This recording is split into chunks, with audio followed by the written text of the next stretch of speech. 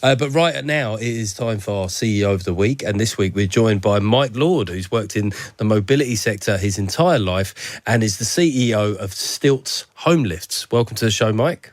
Thanks very much, Geoff. Nice to be here. Well, I want to know, because obviously you're successful at what you do. What was the first moment when you saw there's money in these here lifts? I'm not sure it quite happens like that, does it? It takes a little bit of time to work out what's going on and understand the market. So I got into the mobility industry. It's going to sound ancient now, aren't I? In 1993. So I've been around, seen it, done it, bought the T-shirt. And I've done scooters, done stair lifts, done wheelchairs. And now doing home lifts. So, but is that because you looked at the trends in terms of people being increasingly immobile, and obviously the boomer generation, there being more people in that cohort of people? Were you looking over the brow of the hill and sensing business opportunities there? I would love to say I'm that smart, Geoff. Oh, come on. I'm not sure that that's true. So I just happened to fall into working for a company that did this, and then it sort of opens your eyes as to what. Just tell us you had a vision. Tell us it came to you in a dream. I did. I had a vision. It came to me in a dream. It was you all were going there. up and down. That's it. I was going up and down, and then all of a sudden, that was it. Yeah. Can you give us a brief description of what your company does and the different types of lifts that it offers? Yeah. So when we look at it in the broader sense, we're helping people who are getting older, got less mobility, to stay in their homes for as long as they possibly can, and people generally brought up the kids in their home. They don't want to move home. It's expensive, it's a lot of hassle. So what we're doing is we're providing them with a product that gets them up and downstairs, not just them, but things up and downstairs as well. So the obvious solution in this market is a stair lift. So that has problems around it. Nobody ever really wanted a stair lift. It's a need-driven product. What we're trying to do is to make that a product that people really want and people buy into earlier than they would a stair lift. Everybody buys a stair lift too late. So if you've got a little bit more money and you want to have your home looking great and you want to be able to get up and downstairs and enjoy the home that you brought your kids up in, and you want to stay in for as long as you possibly can, then our product allows you to do that. And you're going to now ask what it actually is, the product. No, but what I was thinking is there must be some homes where it's just impossible. Yeah, so we do get that. However, the product we've got, the reason we're being so successful is because it's a very versatile product. We can literally fit it in multiple places around the home. So if you've got a big... Why is that? Is it particularly lightweight? Yeah, so it's self-supporting. So it's got two rails that support the lift, and the lift drives up and down on the rail. So all the weight is down on the rail. So you don't have to have a supporting wall. You don't have to put it against a wall. You can put it in the middle if you wanted to. You can put it in the middle of your living room. Clearly, you wouldn't do that. Now I see why you're getting paid the big bucks. All right, let's talk about electricity. What kind of energy does that burn? Absolutely diddly squat. It really is very little, honestly. Really? To get a lift up and down some stairs? It's like less than using a kettle to boil a kettle of water. Well, that just makes me more angry with kettles, frankly. We need to... Maybe that's your next business plan, is to redesign kettles. A low-cost kettle. I'm interested in this area because my mum was in a wheelchair from 1997 onwards, and we had one of those lifts whereby it wasn't up the stairs.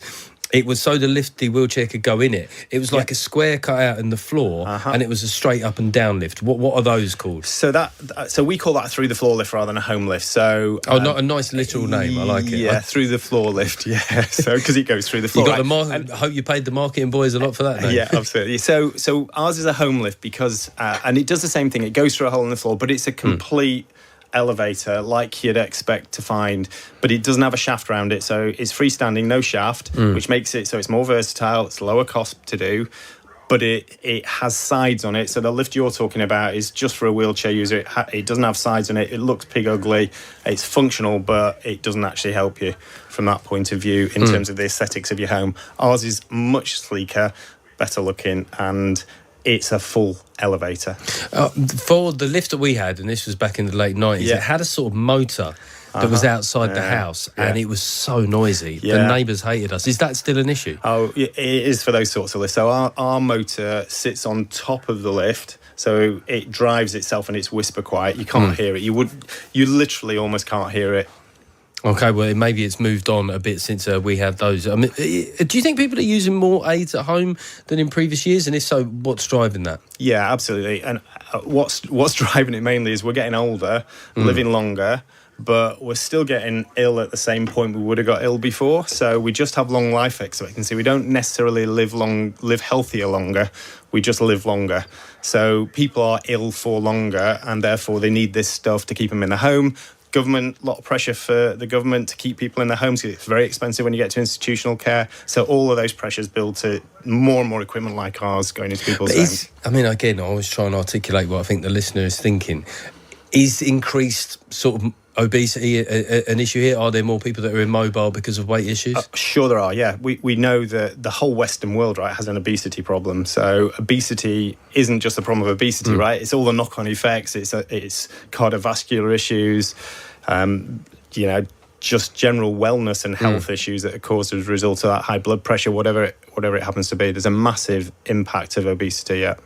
The government are building 370,000 new homes a year. Do you think that these houses are fit for the general public's needs? So there's always that image of the home builders, unscrupulous, always cutting corners. I mean, if they're forced to make it accessible to these kind of developments, will they just cut another corner? Yeah, so the big win here, isn't there? Because disability homes tended to be single story. So when we build multi-storey homes, you get a lot more space for the square footage that you're using to build a home on, right? So therefore, being able to get a lift into a home that does 2 or 3 floors, because we go up to 3 floors, then that really helps with the use of the home, and it helps the flexibility of the home. So it doesn't really matter to us how they build the homes, providing the ceilings are high enough for us to get a lift to fit in.